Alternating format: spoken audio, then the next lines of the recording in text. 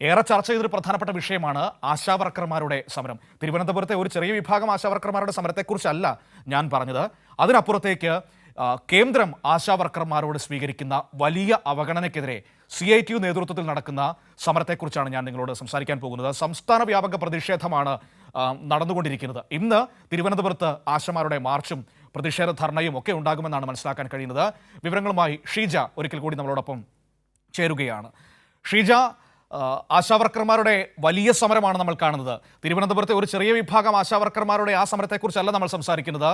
മറുഭാഗത്ത് വലിയ വിഭാഗം വരുന്ന സംസ്ഥാനത്തെ 26,125 ആശാവർക്കർമാരിൽ 20,500ഓളം വരുന്ന CITU നേതൃത്വത്തിലുള്ള ആശാവർക്കർമാരുടെ സമരത്തെക്കുറിച്ചാണ് നമ്മൾ പറയുന്നത്.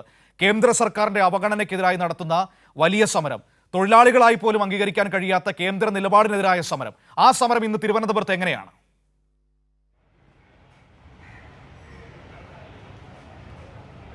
തീർച്ചയായും മനു, ഏതായാലും ആശാ വർക്കർമാരുടെ കാര്യത്തിൽ നമുക്കറിയാം, അതിൽ ഏറ്റവും പ്രധാനപ്പെട്ട സമരം ഉണ്ടാകേണ്ടത് കേന്ദ്ര സർക്കാരിനെതിരെയാണ്. കാരണം 100 കോടിയാണ് അവർ ഇതിനകം കുടിശ്ശിക വരുത്തിയിട്ടുള്ളത്. അതോടൊപ്പം തന്നെ ഇൻസെൻറ്റീവ് വർദ്ധിപ്പിച്ചു തരണം എന്നുള്ള സംസ്ഥാനത്തിൻ്റെ ആവശ്യം അത് ഇതുവരെയായി പരിഗണിക്കാനും തയ്യാറായിട്ടില്ല. അതിൻ്റെ അടിസ്ഥാനത്തിൽ തന്നെയാണ് സംസ്ഥാന വ്യാപകമായി ആശാ വർക്കർമാർ കഴിഞ്ഞ ദിവസം ആരംഭിച്ച ഈ ഒരു പ്രതിഷേധം, കേന്ദ്ര സർക്കാർ സ്ഥാപനങ്ങൾക്ക് മുന്നിൽ ആരംഭിച്ച പ്രതിഷേധം അത് തുടരുന്നത്.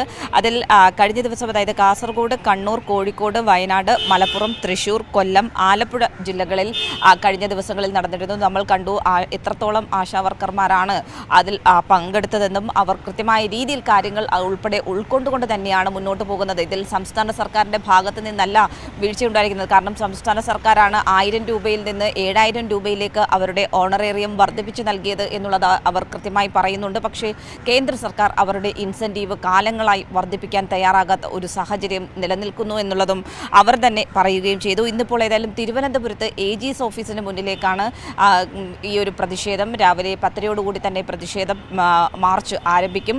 LDF കൺവീനർ TP രാമകൃഷ്ണനായിരിക്കും ഇത് ഉദ്ഘാടനം ചെയ്യുക എന്നുള്ളതാണ്. ഇടുക്കി, പത്തനംതിട്ട, പാലക്കാട്, കോട്ടയം എന്നിവിടങ്ങളിലും ഇന്ന് തന്നെയായിരിക്കും ഈ ഒരു പ്രതിഷേധ മാർച്ചും ധർണയും ഒക്കെ നടക്കുക.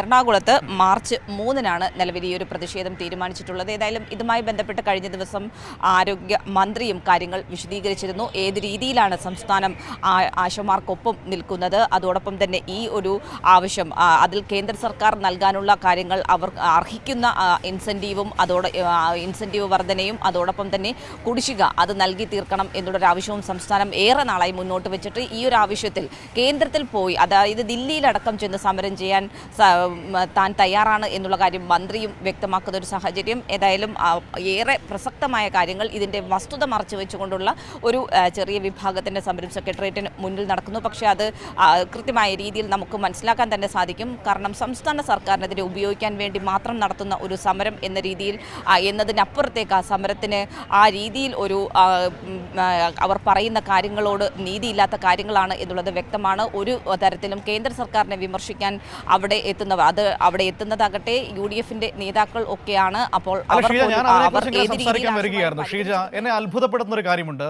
നമ്മുടെ രാജ്യത്ത് തന്നെ ആശമാർക്ക് ഏറ്റവും കൂടുതൽ വരുമാനം കിട്ടുന്ന ഒരു സംസ്ഥാനം എന്ന് പറയുന്നത് കേരളമാണ്. നമ്മൾ അവരെ ഒരു തൊഴിലാളികളെ കാണുന്നത് പോലെ തന്നെയാണ് കാണുന്നത്. മറ്റ് എല്ലാ മേഖലകളിലുമുള്ള തൊഴിലാളികളെ കാണുന്നത് പോലെ തന്നെയാണ് കാണുന്നത്. കേന്ദ്ര സർക്കാരാകട്ടെ സന്നദ്ധ പ്രവർത്തകർ എന്ന ലെവലിലാണ് അവരെ അംഗീകരിച്ചിരിക്കുന്നത്, അല്ലാതെ തൊഴിലാളികളായി കണക്ക് കൂട്ടിയിട്ടേ ഇല്ല. എന്നിട്ടും ഈ കേന്ദ്രം പറയുന്ന തുക മാത്രം കൊടുക്കാതെ നമ്മളെ കൊണ്ടാവുന്ന വിധത്തിൽ 7000 രൂപ ഓണറേറിയം കൊടുക്കുന്നുണ്ട് എന്നാണ് ഞാൻ മനസ്സിലാക്കുന്നത്. ഒരു 13,000-ഓളം രൂപ എല്ലാവിധ ജോലികളും ചെയ്താൽ ഒരു 13,000-ഓളം രൂപ ആശമാരുടെ കയ്യിൽ കിട്ടുകയും ചെയ്യും. ഇപ്പോൾ തന്നെ കണക്കുകളുണ്ടല്ലോ. 26,125 ആശമാരിൽ 20,000-ഓളം പേർക്ക് 10,000-ന് മുകളിൽ തുക കിട്ടിയിട്ടുണ്ട്. ഒരു 1,500-ലധികം പേർക്ക് 13,000-ഓളം രൂപ കിട്ടിയിട്ടുണ്ട്. അതൊക്കെ നമ്മുടെ മുന്നിൽ നിൽക്കുകയാണ്. എന്നിട്ടും എന്തുകൊണ്ട് തിരുവനന്തപുരത്ത് സമരം ചെയ്യുന്ന ഒരു വിഭാഗം ആശാവർക്കർമാർ അവർ കേന്ദ്ര സർക്കാരിനെ വിമർശിക്കുന്നില്ല എന്നതൊരു പ്രധാനപ്പെട്ട വിഷയമാണ്. അതിൽ പങ്കെടുക്കുന്ന കോൺഗ്രസ് നേതാക്കൾ അവരാരും കേന്ദ്ര സർക്കാരിനെ കുറിച്ച് ഒരു വാക്ക് പറയുന്നില്ല. അതെന്തുകൊണ്ടാണ്? ഇതേ കോൺഗ്രസ് സർക്കാർ ഭരിച്ച സമയത്തല്ലേ കേരളത്തിൽ 1000 രൂപ തികച്ചു കിട്ടാൻ വേണ്ടി VS ശിവകുമാറിന്റെ വീട് വളയേണ്ട സാഹചര്യം ഉണ്ടായത്? അതൊന്നും ഇവരുടെ ആരുടെയും ഓർമ്മയിലില്ലേ? ഇതൊക്കെ ഒരു ചോദ്യമല്ലേ ഷീജ?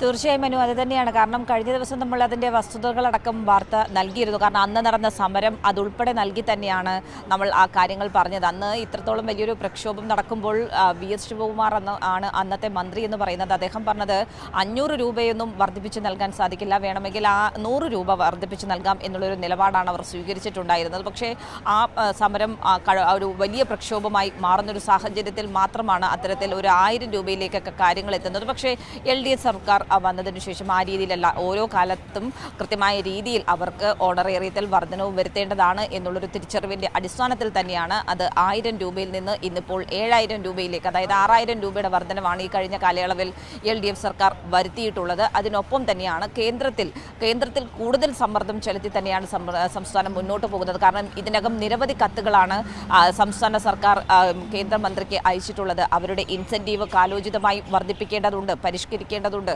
അതിനൊപ്പം തന്നെ നൽകാനുള്ള കുടിശ്ശിക, ഒരു വർഷത്തെ കുടിശ്ശിക 100 കോടിയാണ്. ഈ 100 കോടി കുടിശ്ശിക അവർ നൽകിയിട്ടില്ല. അത് ആ രീതിയിൽ നൽകിയാൽ മാത്രമേ അവർക്ക് കൃത്യമായ രീതിയിൽ വേതനം നൽകി മുന്നോട്ട് പോകാൻ സാധിക്കൂ എന്നുള്ളതടക്കം സംസ്ഥാനം നിരവധി തവണയായി ആവശ്യപ്പെടുന്നുണ്ട്. പക്ഷേ അതിലൊന്നും ഒരു തരത്തിലുള്ള നടപടിയും ഉണ്ടാകുന്നില്ല, അതിനെതിരെ പ്രതിഷേധവും ഉണ്ടാകുന്നില്ല. പൊതുവെ UDF അല്ലെങ്കിൽ കോൺഗ്രസുകാർ സ്വീകരിച്ചിരിക്കുന്ന സമീപനം ഈ വിഷയത്തിലും അതേ രീതിയിൽ തുടരുന്നു എന്നുള്ളതാണ് ഇതിൽ വ്യക്തമാകുന്നത്. വിഷയത്തെ രാഷ്ട്രീയപരമായി ഉപയോഗിക്കുക എന്നതിനപ്പുറത്തേക്ക് ഇതിൽ ഒരു ആത്മാർത്ഥതയോടെ ഉള്ളൊരു കാര്യങ്ങൾ അല്ല പ്രതിപക്ഷം അടക്കം പറയുന്നത്. ഇതിൻ്റെ വസ്തുതകൾ മനസ്സിലാകാഞ്ഞിട്ടല്ല, പക്ഷേ സംസ്ഥാന സർക്കാരിനെതിരെ പ്രതിഷേധം നടത്തണം എന്നതിലേക്ക് മാത്രം, അതിനെ രാഷ്ട്രീയപരമായി ചുരുക്കിക്കൊണ്ടാണ് ഈ വിഷയത്തെ പോലും അവർ സമീപിക്കുന്നത് എന്നുള്ളതാണ് ഇതിൽ നിന്നും വ്യക്തമാകുന്നത്. മനു, തീർച്ചയായും അത് വളരെ പ്രധാനപ്പെട്ട വിഷയം തന്നെയാണ്. എന്തുകൊണ്ട് ആ രീതിയിൽ സമരം ചെയ്യാൻ തിരുവനന്തപുരത്ത് സമരം ചെയ്യുന്ന ഒരു വിഭാഗം ആശാവർക്കർമാർ തയ്യാറാകുന്നില്ല എന്നൊരു ചോദ്യമുണ്ട്. അതുമാത്രമല്ല, കോൺഗ്രസിന്റെ പ്രധാനപ്പെട്ട തൊഴിലാളി സംഘടനയായ INTUC പോലും തിരുവനന്തപുരത്തെ ഒരു വിഭാഗം ആശാവർക്കർമാരുടെ സമരത്തെ പിന്തുണയ്ക്കുന്നില്ല എന്നതാണ് ഏറ്റവും പ്രധാനപ്പെട്ട കാര്യം. ഇവിടെ രാധാകൃഷ്ണൻ നായർ എന്ന് പറയുന്നൊരു സുഹൃത്ത് ചോദിക്കുന്നുണ്ട്, ഒരു ആശാവർക്കർ പോലും CITU ആണെങ്കിലും CITUവിന് പിന്തുണ കൊടുക്കരുത് എന്നാണ് അദ്ദേഹം പറയുന്നത്.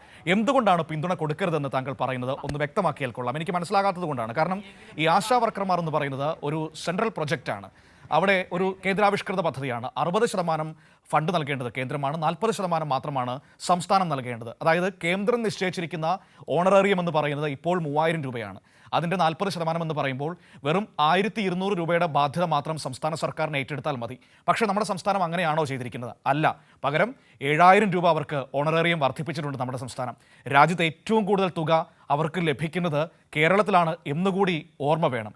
നമുക്ക് കേന്ദ്ര സർക്കാർ ഇപ്പോഴും ഇതുമായി ബന്ധപ്പെട്ട് 100 കണക്കിന് കോടി രൂപയാണ് തരാനുള്ളത് കുടിശ്ശികയായിട്ട്. അതൊന്നും ചോദിക്കുന്നില്ലല്ലോ ഈ പറയുന്ന കോൺഗ്രസ് നേതാക്കൾ, ഈ സമരം ചെയ്യുന്നവർ. മറ്റൊരു കാര്യം കൂടിയുണ്ട്, CITUവിന് പിന്തുണ കൊടുക്കരുത് എന്ന് താങ്കൾ പറഞ്ഞല്ലോ.